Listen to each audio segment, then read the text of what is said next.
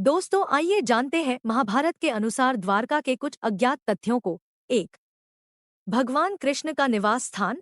महाभारत के अनुसार द्वारका भगवान कृष्ण की नगरी थी, जिसे उन्होंने मथुरा छोड़ने के बाद बसाया था।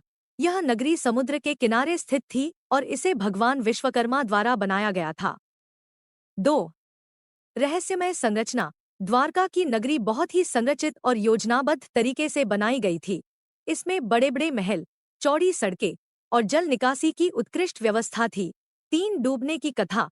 महाभारत में यह उल्लेख मिलता है कि कृष्ण के स्वर्गवास के बाद द्वारका नगरी समुद्र में डूब गई थी। यह घटना कृष्ण के जीवनकाल के अंत के बाद घटित हुई। 4, कृष्ण की 16,108 पत्नियां। द्वारका में भगवान कृष्ण की 16,108 पत्नियां रहती थीं। इनमें से रुक्मिणी, सत्यभामा, जाम्बवती आदि प्रमुख थी। 5, द्वारका का पुरातात्विक महत्व।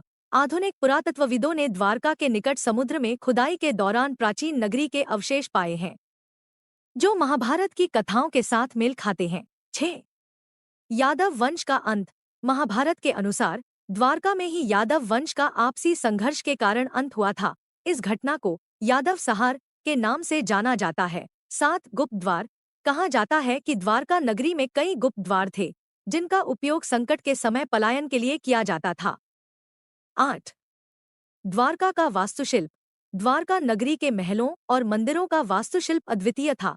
इसे बनाने में स्वर्ण और बहुमूल्य रत्नों का उपयोग किया गया था। 9, समुद्री व्यापार। द्वारका एक महत्वपूर्ण समुद्री व्यापारिक केंद्र था। यहाँ से विभिन्न देशों के साथ व्यापार होता था और इसे समृद्ध नगरी के रूप में जाना जाता था।